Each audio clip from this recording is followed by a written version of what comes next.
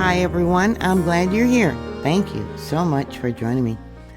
Today is Thursday, May 22nd, 2025. I'm going to talk about coal seam fires that are occurring in Montana and also Wyoming. Several different areas I'm going to talk about. One is in Lincoln County. That is probably close to Bear Lake. And then the other location is the Powder River Basin. This is in the northeastern area of Wyoming. Here we have Campbell County, Johnson County, and Sheridan County. Coal seam fires, particularly in the Powder River Basin area, which would be Johnson County, Campbell County, and where's the other one? Oh, Sheridan County, up by the border of Montana. These fires occur when underground coal deposits ignite, often smoldering for years and even centuries, and can spark wildfires when they reach the surface. They are ignited by lightning, wildfire, spontaneous combustion, or human activity, like mining or trash burning. Sometime here on YouTube, people will show these coal deposits that are burning, the seam fires, and claim it is lava from Yellowstone. And I try and tell people, no, it's not lava. These are images or videos of underground coal seam fires. Last year in 2024, there was the Short Draw Fire and a 2020 fire in Campbell County, both triggered by coal seams. Wyoming's coal is primarily low sulfur and high moisture, is mixed extensively in the Powder River Basin, the world's most prolific coal field. These fires have burned for millions of years, creating red clinker rock that covers over 1,500 square miles, formed when burning coal alters the surrounding sedimentary rock. Some fires, like the one near Lake DeSmet, have smoldered for decades, with historical accounts dating back to the 1800s. They can ignite surface vegetation, especially during hot, windy conditions. A 2021 fire in Campbell County sparked a coal seam. That fire burned 5,300 acres across 3 counties. Campbell County commissioners met with Campbell County Fire Department and the Bureau of Land Management, High Plains District, which covers northeast Wyoming, to find out if there's anything that the BLM can do to help put out these fires. Commission Chair Colleen Faber said whenever the fire department spends time fighting coal seam fires, it takes them away from wildland fires and calls in town.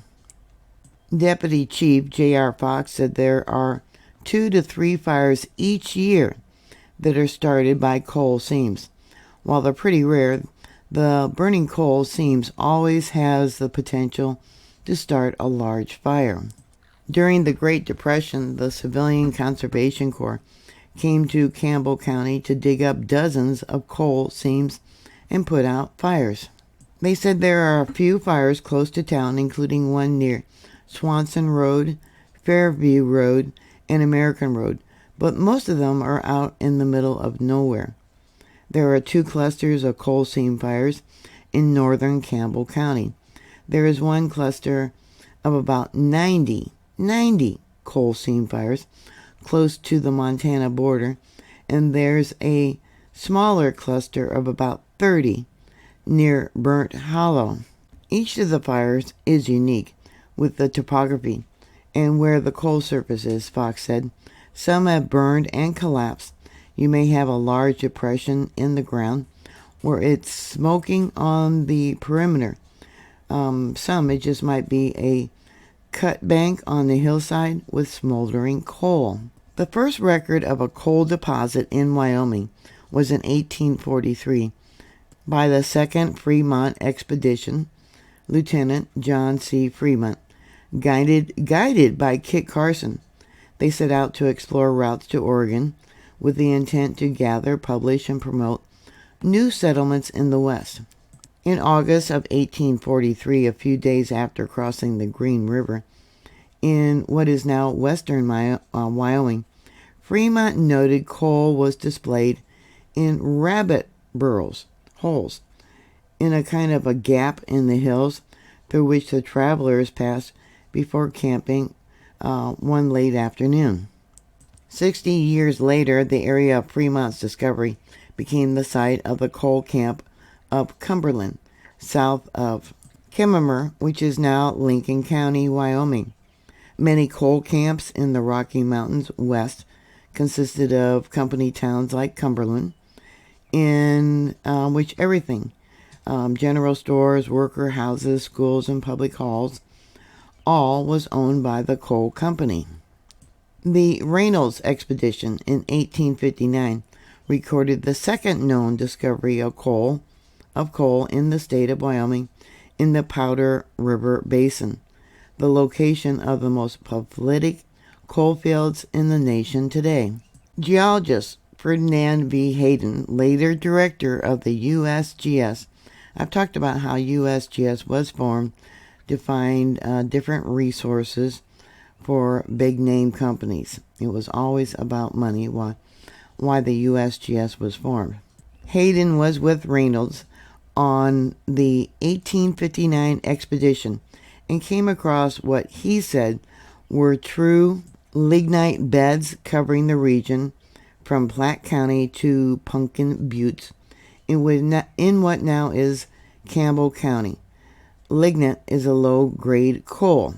Often referred to as brown coal, it is a soft brown combustible rock formed from naturally compressed peat. It is considered the lowest rank of coal due to its relatively low heat content. The first mines that were owned in Wyoming was by the Wyoming Coal and Mining Company, which leased the land from the railroad.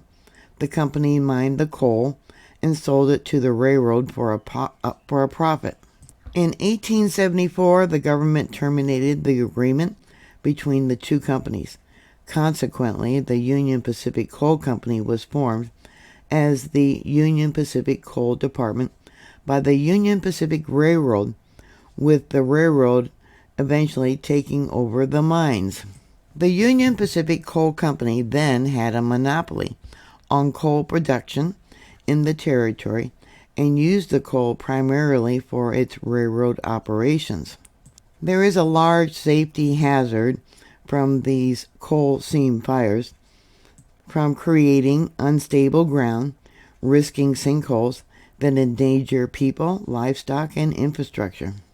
Efforts to map these fires are underway in Campbell, Johnson, and Sheridan counties, with a 2025 initiative seeking FEMA funding to identify and monitor smoldering seams, some burning since 1859. Can you imagine that?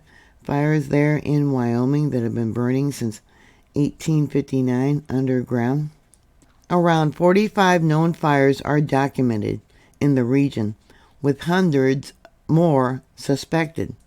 Extinguishing them is difficult due to their depth and persistence. Methods like excavating or cutting fuel supply via tunnels have been tried, but success has been limited and the cost is really high. Historically, coal seam fires have been part of Wyoming's landscape, noted by earlier explorers like Lewis and Clark's expedition and the local Native American tribes. Modern mining and environmental regulations like the Clean Air Act have increased focus on Wyoming's low sulfur coal, but the fires remain a persistent challenge. Yeah, they've tried different types of chemicals, they've tried water, foam, many of the different methods trying to put these fires out just don't work and are very expensive. Here on the Google Maps, you can see the Campbell County, where there is currently a coal mine. There's also a uranium mine. And then we got the Sheridan County. But yeah, like I said, even Montana, up here along the border, and in other places also in Montana. Yeah, there is lots of coal seam fires. So what are your thoughts? Please put your comments down below. Thank you very much for watching. Please like, share, and subscribe. And I'll talk to you later. God bless you. Bye.